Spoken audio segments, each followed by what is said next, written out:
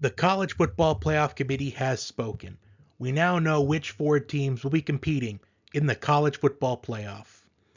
The number 1 seed, the Michigan Wolverines, the Big Ten champions. The number 2 seed, the Washington Huskies, the Pac-12 champions.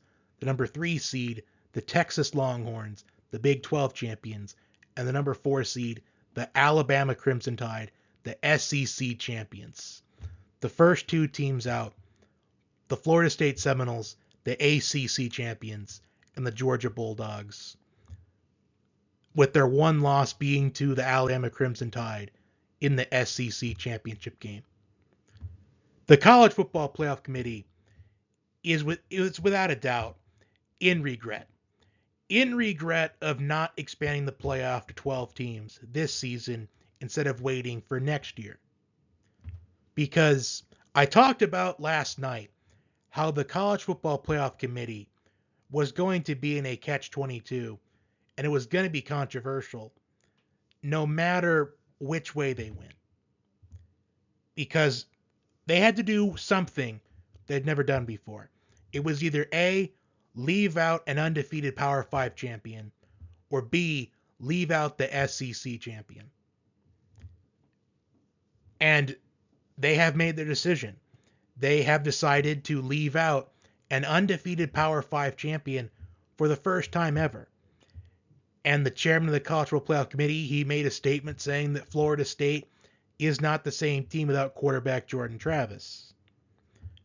And I do feel like that is justifiable, even though I have been very critical on the College Football Playoff Committee in the past. I talked about how even in the games leading up to Jordan Travis going out for the season, Florida State, they weren't looking as dominant as they were early on in the season. The Florida State team now is a lot different than the Florida State team in week 1. And there's also people saying that it's all about money and revenue, because Alabama would be a bigger draw. In Alabama, they'd bring in more money and revenue and viewership. And honestly, that's true as well. But why wouldn't it be about money to these people? As it's America, everything's about money, it feels like. The majority of Americans are taught that money is the root of all evil, but yet we make everything about money in this country. It's just the way that it is. But I talked about how the playoff committee had to pick a side. They had to choose an angle. Angle 1 was as far as who was the most deserving. And I felt like the four most deserving were Michigan, Washington, Florida State, and Texas. Because Texas has the head-to-head win over Alabama, and I honor the head-to-head. And I at least applaud the committee for putting Texas ahead of Alabama. As we've seen in the past, the committee not honor the head-to-head. We even saw it this season, where in the beginning of the rankings, they put Texas ahead of Oklahoma, despite Oklahoma having the win over Texas head-to-head. Even in last year's ranking, where they had Alabama ahead of Tennessee, even though Tennessee had the head-to-head win over Alabama. So I at least applaud the committee for having Texas ahead of Alabama in this ranking. And there was a comment in the video from last night about how if I'm the ACC commissioner, I am refusing to let my teams play this bowl season. And honestly, I would not blame them, even though you are taking away from the teams that earned the right to play in a bowl game, teams that weren't going to be in championship consideration to begin with, to deny them a bowl game. I really wouldn't blame the ACC commissioner for doing that type of action. Because what it would do, it would show that the bowl games are irrelevant anyway. And I'll be honest, they are. And honestly, if it weren't for Bowl Mania, I probably wouldn't watch many of the bowl games, if any of them at all, except for the playoff. Which, by the way, I'm doing a Bowl Mania group this season. I will put the link in the description box down below if you would like to play. But I never felt like a 14 playoff was the right number to begin with. Because when you think about it, you had 5 Power 5 conferences. And worst case scenario, it's possible that you could have had 5 different undefeated teams this season. If Texas would have not lost to Oklahoma and if Georgia would have taken care of business against Alabama, then you would have had 5 undefeated Power 5 teams. And then the committee would really be in a pickle. But the angle they chose, instead of doing who was the most deserving, they did it based off of who they felt like are the 4 best teams in college football on Sunday, December 3rd, 2023.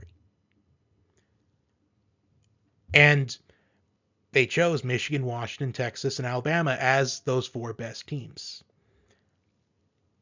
But I do have a theory on why Alabama is in. It's not only because of the money and the revenue, because as I've already mentioned a moment ago, it's America. It's always about money in this country.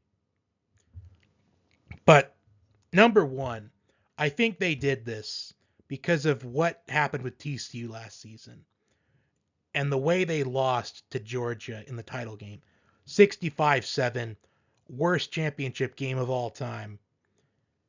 And I think they were trying to avoid that because they knew that Florida State probably would have lost by 3 touchdowns against Michigan, as Michigan, they look like the most dominant team in college football, as Michigan's getting it done with their offense and their defense. And I think they're just trying to avoid that. They were trying to at least make it so at least they did it based off who had the best chance of beating Michigan, whether it be Alabama and Florida State. And 99 of 100 people would say Alabama is more likely to beat Michigan than Florida State. Number two, it's more of a conspiracy, and I don't want to try to be that person to start conspiracy theories, but I think they know that this is Nick Saban's last season, and they wanted him to go out with at least a chance to win one final national championship. And they felt like it wouldn't have been right for Nick Saban to go out without being in the college football playoff. That's what I'm thinking. I'm thinking Nick Saban, he is going to be done after this season. I think especially if they happen to win it all, I think Nick Saban will want to go out on top. And then Alabama, they will. I talked about this with somebody yesterday, and he was telling me he thinks Alabama wins it all. Nick Saban goes out on top. Steve Sarkisian goes to Alabama, and Urban Meyer becomes the next head coach for Texas. I mean, so far, it's looking like that could be a possibility. Because I do think Texas is one of the 2 or 3 jobs that I think Urban Meyer would come out of retirement for. But that is all of my thoughts on that.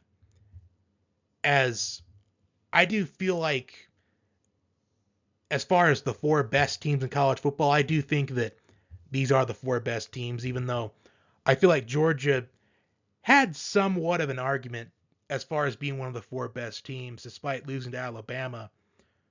Even though Georgia, they have beaten common opponents more convincing than Alabama has, you got to honor the head-to-head, and I do think that they did get the correct decision as far as the 4 best teams. But